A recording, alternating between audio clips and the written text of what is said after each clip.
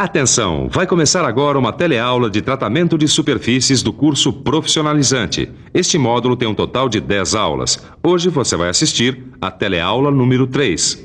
Bons estudos!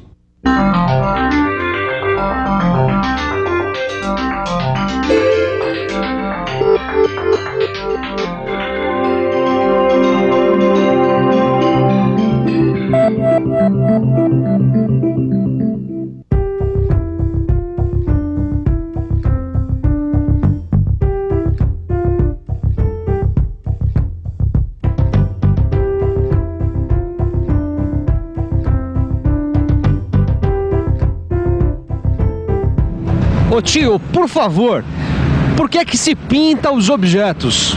Pra ficar novo, né? Pra proteger contra ferrugem. Pra ficar bonita. Pra preservar também a qualidade do objeto.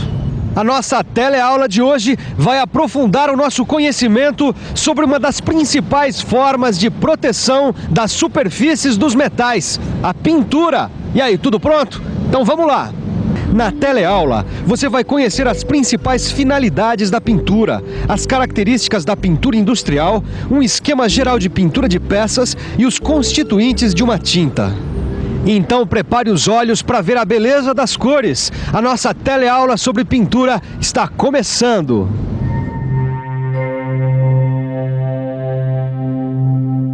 Tudo bem que a pintura é fundamental para proteger o metal da corrosão, mas as tintas são muito caras, não são, Ananias? Não são não. Aliás, uma das grandes vantagens da pintura com tinta é o seu custo-benefício. Olha, e a decisão não é pintar ou não pintar. A decisão é pintar ou proteger de outra forma. Mas a minha impressão sempre foi que a pintura encarecia o produto. Impressão errada, viu, Leonardo? Olha, o trabalho é fácil, fica barato, protege e embeleza o produto. Fica mais fácil vender depois. Para você ter uma ideia, uma pintura com 75 micrômetros de espessura custa só 0,8% do custo de um carro médio. Só isso? Uma lata de molho de tomate, por exemplo, pode ser protegida da corrosão por uma camada de tinta da espessura assim, de 1/10 de fio de cabelo. Puxa. Sabe que a lata protege o produto, fica mais bonita e isso só representa 0,4% do valor total de venda ao consumidor. O importante, Caio, é você saber que a principal finalidade da pintura industrial é proteger as peças contra a corrosão. E é importante também saber que existem diversas outras finalidades. Uma delas é que a pintura deixa a peça mais atraente. Agora, qual finalidade mais, Alves? Bom, segurança industrial para proteger tubulações de água, combustíveis, gases, né? Impermeabilidade. Em algumas peças ela é usada para diminuir a rugosidade. E diversas outras finalidades que vale a pena a gente conhecer. Ela serve para identificar fluidos nas tubulações e nos reservatórios. Ela impede que vários elementos da vida marinha grudem no casco das embarcações e boias. E quanto à absorção do calor, cores claras absorvem menos calor que cores escuras. Portanto, através da pintura é possível controlar a absorção de calor. A pintura industrial é um sistema de pintura e ele tem 4 fases importantes. Quem vai mostrar e explicar essas fases pra gente é o seu Laudemiro. Bom, a primeira fase é a seleção, quer dizer, a escolha dos esquemas de pintura, é isso mesmo? É isso mesmo. Aqui nós escolhemos a pintura eletrostática líquida. Isso. Depois vem a seleção de quais serão as técnicas de aplicação das tintas e como vai ser o controle de qualidade dessa aplicação. E aí, vamos lá ver? Finalmente, tem a escolha das tintas e a inspeção e o acompanhamento da pintura. Como é que essas fases são feitas por aqui? As tintas, antes de serem usadas na produção, recebem a aprovação do laboratório químico. Na aplicação da pintura, temos estabelecidos diversos parâmetros de qualidade que são auditados dentro de uma frequência estabelecida. Todas as peças pintadas recebem inspeção a 100%. E aí, deu para perceber que num processo industrial são definidas diretrizes, normas e procedimentos. São eles que vão garantir produtos de qualidade e definir os critérios que vão ser observados nos produtos finais.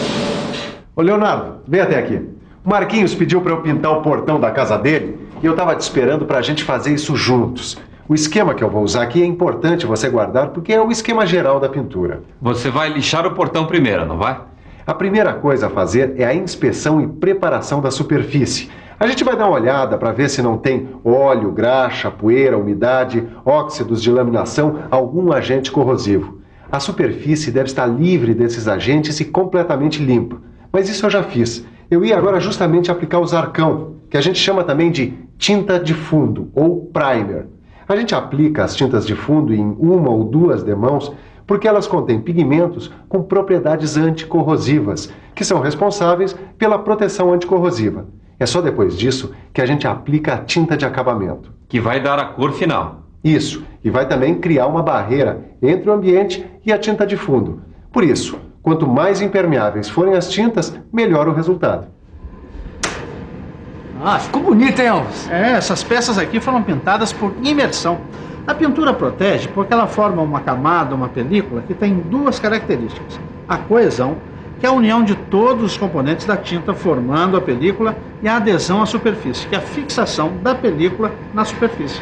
Dá pra ver que o revestimento tem coesão, né? Porque a película ficou contínua e não apresentou falhas. Agora é só deixar secar para depois a gente testar se houve de fato essa aderência à superfície, não é? É isso aí. A gente costuma comprar um monte de produtos e nem sabe do que eles são feitos. No caso das tintas, os constituintes são definidos em função da utilização que elas vão ter. Existem os constituintes básicos que toda tinta completa tem e os eventuais que estão presentes em alguns tipos de tintas. Vamos dar uma olhada mais de perto nos constituintes básicos das tintas. As tintas se constituem basicamente de um veículo, um solvente e pigmentos. Já sei, veículo é a parte principal da tinta. Solvente é o que dissolve essa parte. E pigmento é o que dá cor a ela, certo? Certo, mas não é apenas isso, porque cada uma dessas partes envolve muito mais coisas. O veículo é a parte principal da tinta. Ele é geralmente uma resina. É isso aqui, ó. Óleo de linhaça, resinas epóxi, resinas acrílicas.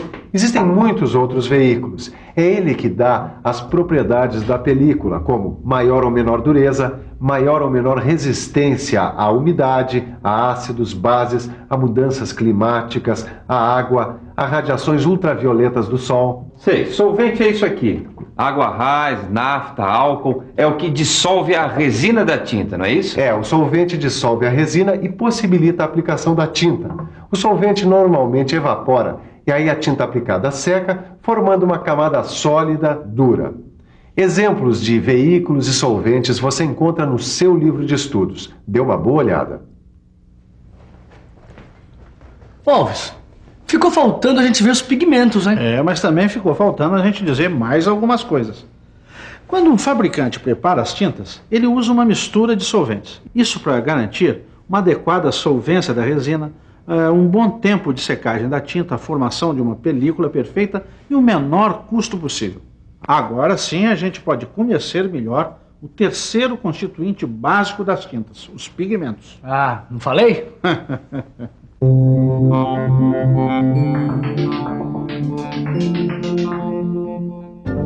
Os pigmentos são geralmente substâncias em pó que são adicionadas às tintas. Os pigmentos podem ser tintoriais, que dão cor e opacidade às tintas, reforçantes, que aumentam a espessura da película, anticorrosivos, que dão às tintas propriedades anticorrosivas, e pigmentos especiais, com finalidades específicas.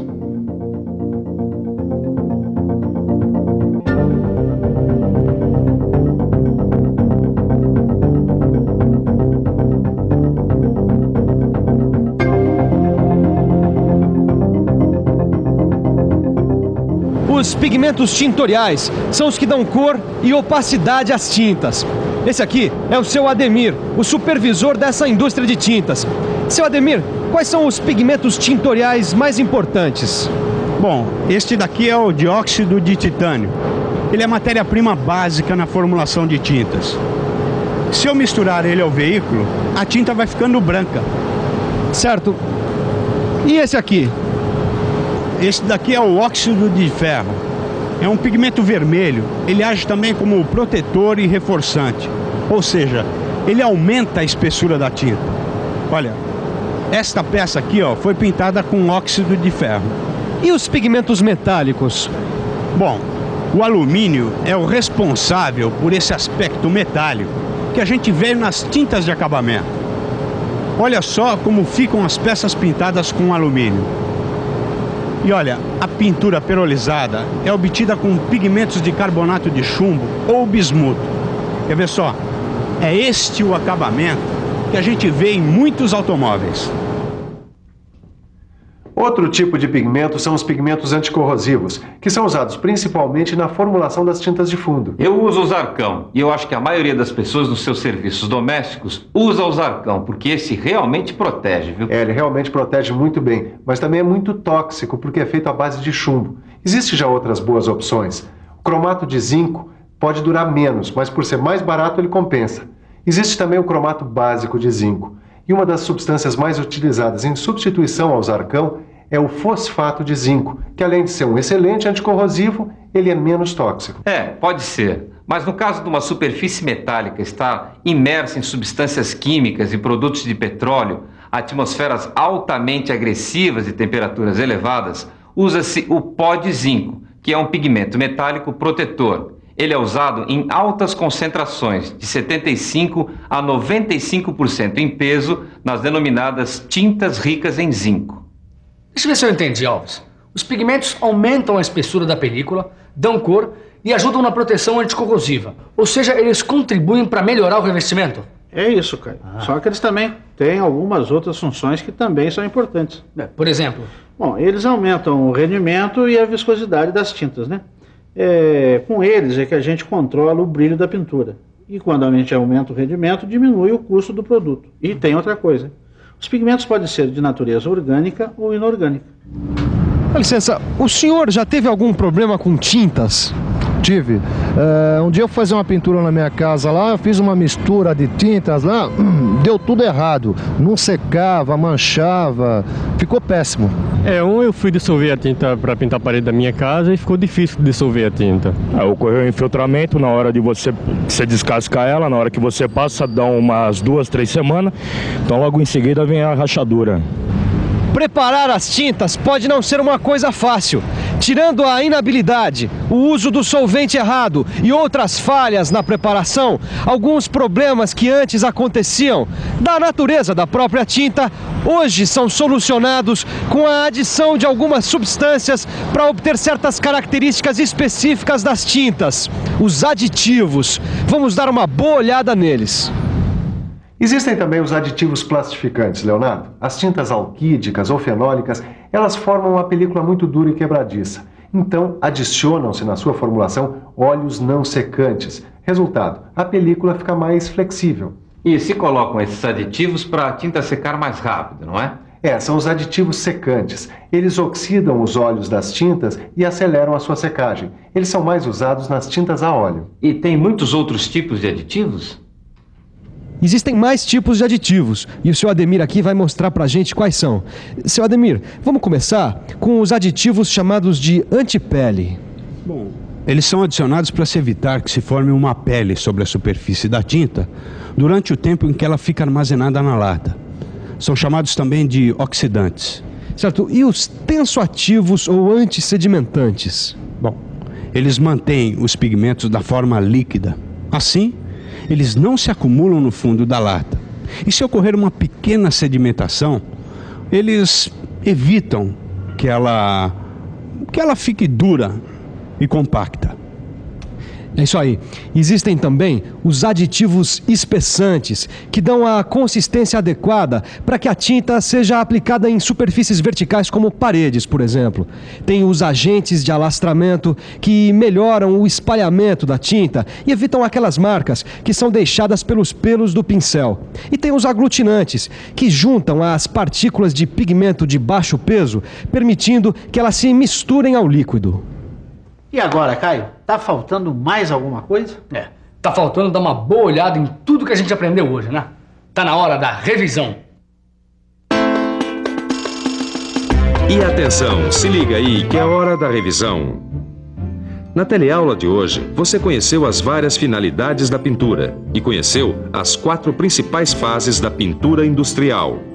Conheceu o esquema geral de pintura e, finalmente, pôde conhecer os constituintes básicos das tintas, o veículo, o solvente, os pigmentos e aditivos. Bons estudos e até a próxima teleaula.